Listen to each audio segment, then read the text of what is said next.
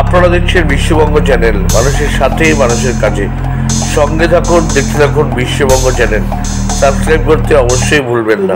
জয়ন্ত সিং আজকে পুলিশ তাকে অ্যারেস্ট করেছে। আচ্ছা, আমি বুঝতে পারছি না কি আপনারা এই প্রশ্নগুলো কেন করেন। প্রকাশ্যে দেয়ালোকে বার্থডে পার্টিতে কেক খাওয়া হচ্ছে, ও মদন মিত্রর সঙ্গে গল্প করছে। যখন লাস্ট টাইম গুলি চালাবার সময় অ্যারেস্ট হয়েছিল তখন তাকে বাড়ি থেকে খাওয়া পাঠাতো মদন মিত্র, এই জয়ন্ত সিংয়ের। প্রকাশ্যে 4-5টে মাউজার রেখে ছবি তোলা আছে। এই পুলিশের কোনো কাজ আছে কেন? আপনারা এই তো মিডিয়ার জন্যে বাংলা মানুষ বেঁচে আছে। মিডিয়াতে যদি এইসব প্রকাশিত না হতো, মিডিয়া যদি এইসবগুলো তুলে না ধরতো, তাহলে জীবনে কোনো এখানে কোনো মানুষের কোনো নিরাপত্তা বলে আছে?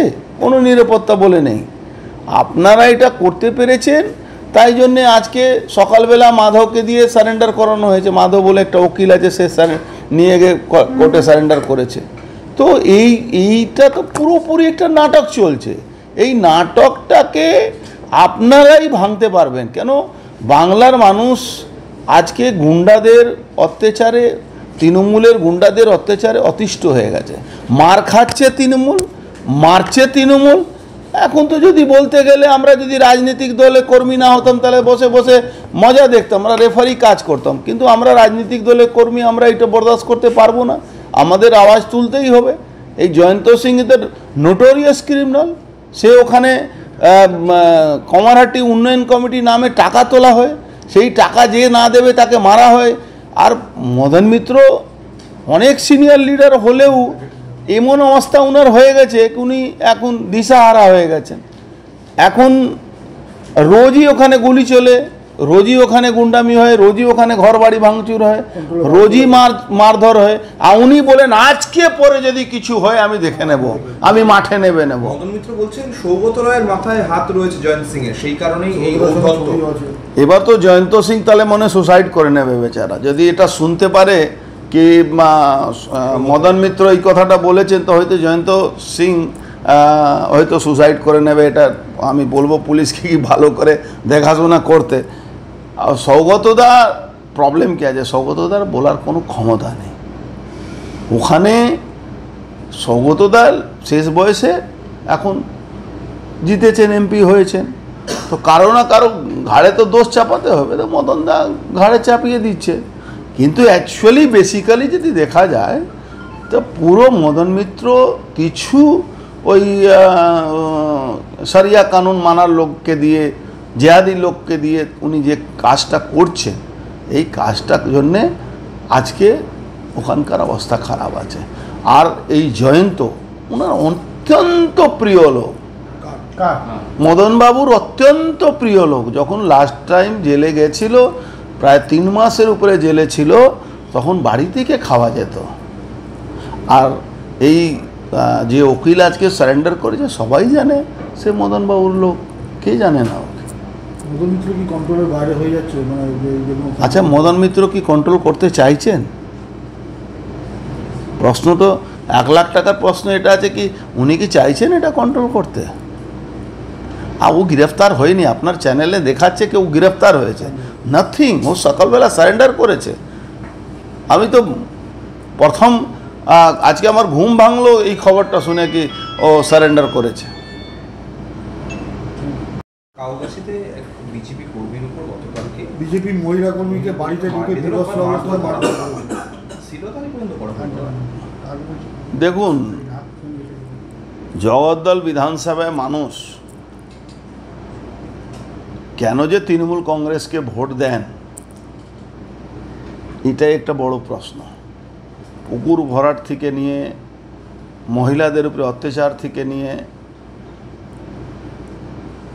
ওখানে তোলাবাজি থেকে নিয়ে, আজকে হয়তো বিজেপি কর্মী বাড়ি লোক মার খেয়েছে, তো তৃণমূলের কর্মী রোজ মার খায় ওখানে। আজকে যেরকম কাছড়াপাড়াতে তৃণমূল কর্মীদের আমার সঙ্গে মানে তৃণমূলের এক নেতার সঙ্গে না থাকলে তার ক্লাব ভেঙে দেওয়া হচ্ছে, অফিস ভেঙে দেওয়া হচ্ছে, তার দোকান ভেঙে দেওয়া হচ্ছে, এইসব চলছে। এখানেও সেম পজিশন আছে। এই বিজেপি মহিলা ওখানে একটা আপনি জানেন 2021-এ একজন মহিলা কে খুন করা হয়েছিল, শোভারানী মণ্ডল।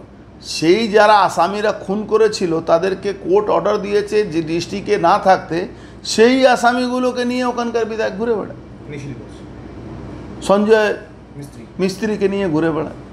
তো বিভৎস অবস্থায় দেখুন, বাংলায় তালিবানি শাসন শুরু হয়েছে, শরিয়া কানুন লাগু হয়ে গেছে।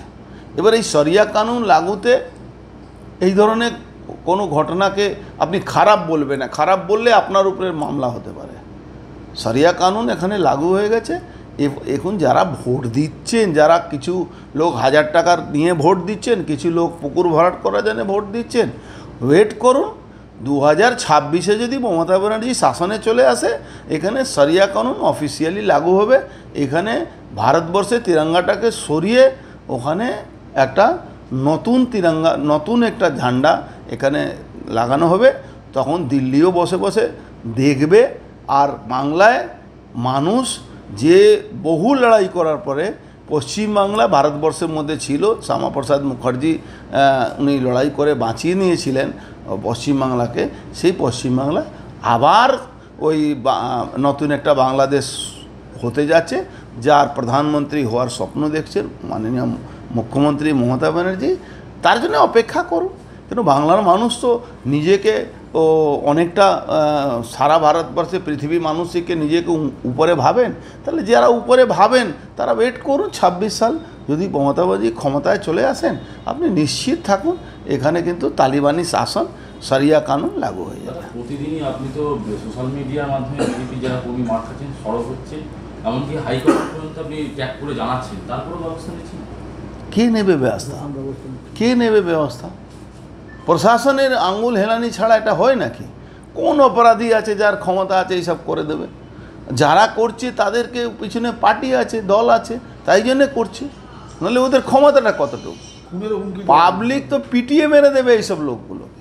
কিন্তু এখানকার পুলিশ কমিশনার, এখানকার থানা দরোগা সবাই তো এইরকম কাজ করে যাচ্ছে।